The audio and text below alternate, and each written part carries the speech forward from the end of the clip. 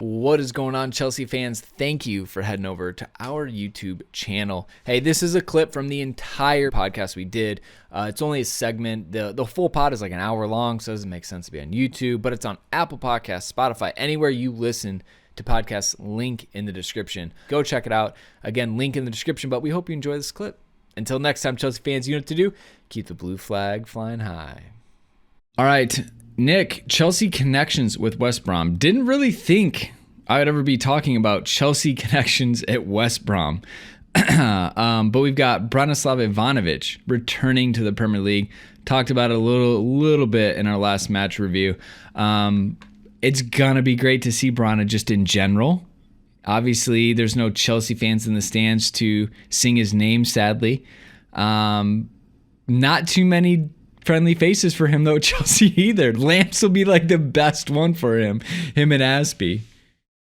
Yeah, look, Brana at Chelsea is a testament to just working incredibly hard and making your way and becoming a fixture within the football club. Like his time at Chelsea was so incredible that I will always look back fondly upon him. You have to remember, though, he left the club 4 seasons ago? 5 seasons ago? 4. For Mourinho's meltdown season. Yep. So. Oh no, he played it with Conte for 6 months. He left in January of Conte's first season. Yeah, roughly 4 seasons ago. So you have to remember, like, it's 4 years older. He's playing in Russia. The Premier League is a higher level of competition. So I don't know how this will go, but he should be one of their center backs, I would assume, in the 3. So if that's the case, he's going to be tough in the air. We'll see what happens. But I always will love Brana. I loved when he leaned into the Hawthorns crowd with the throw in, and he did the little back up. Oh man, it was just classy. So, yep. Dan, anything you would say about Ivanovic before we move on to the next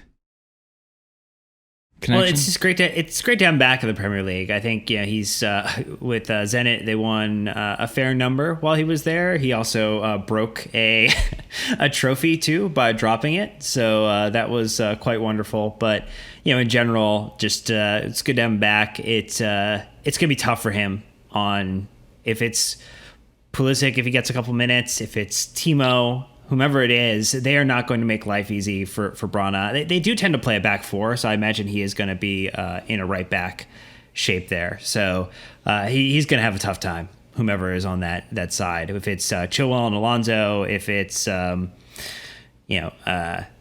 Timo's gonna make up Joe's age. We'll have to see. Quick correction: Brana leaned back against QPR, another white and blue team. Okay, fair enough. Sorry about that, guys. You're good.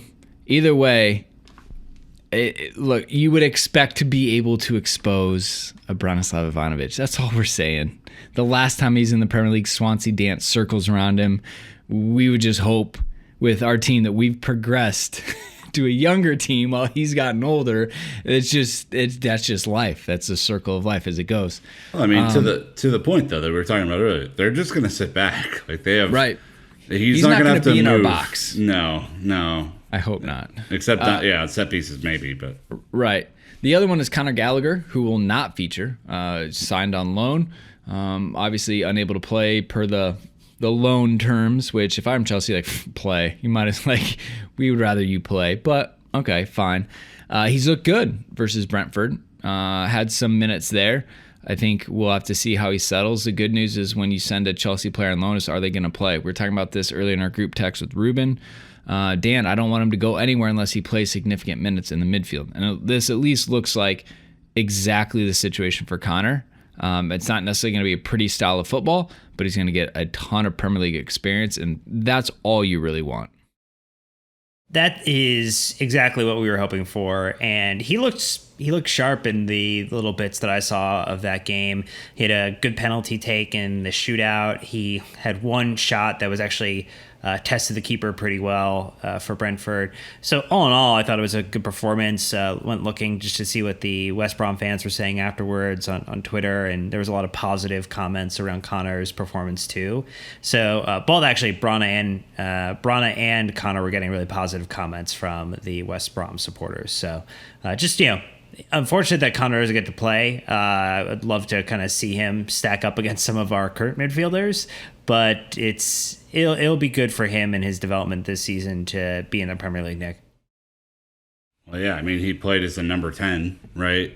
So I think the more playmaking that he does for a team that has no playmakers, the better. He'll definitely have a run. He'll definitely have a run against really hard Premier League competition this year, which is really what you want to see. Like, how does he respond? And so that's where I'm at. All right. Well, if we were to predict or each come up with a reason why Chelsea will win this match, let's run through those. Should be pretty straightforward. I've got roster strength.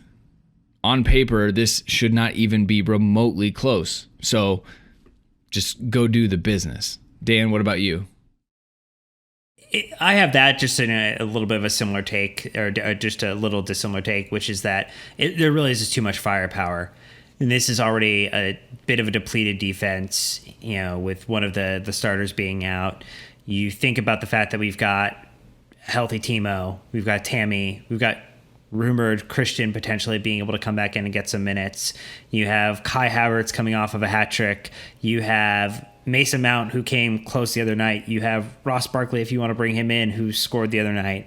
You have a Callum Hudson-Odoi, who also was unlucky to not get a goal. This team looks like they are ready to feast on the carcasses of those who are weaker than them. They are the apex predator in the moment, and they are going to go just absolutely destroy West Brom. Yeah, I think. I mean, again, would absolutely hope so. Nick, round us out here. Well, I think what we saw a little bit against Barnsley, even though they were a lot more ambitious than West Brom will be, I think to beat your typical back 5 or back 4 block 8, block 9 situation, you need first-time balls that go play through the lines, right? And you saw a handful of those that Chelsea tried against Barnsley, and my guess is that you're going to try and do that again, because if you just pass around in circles and look for a miracle ball, that's definitely not going to be it. So you have to move it quick. It's one, I think we're going to do that. Second, you have a fresh and goal Conte to clean up any of these scraps that kind of are able to make it through on a counterattack. Cool. And then third, I think Tammy is going to do really well here. I expect him to score a header. Maybe he'll get another. I don't know. I'm just really impressed with Tammy right now. So I'm going Tammy as a strength. Anything else you want to take while you've apparently got the floor? Well, you said 3 reasons why, so I just gave you 3 reasons. Well, I mean, each of us were giving one reason to equal 3 reasons.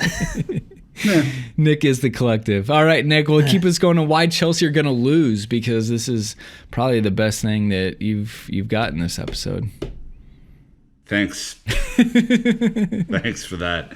I'm going to go with Chelsea will lose if for some reason 2 of our players pull a Kieran Gibbs and they just punch people and get red cards.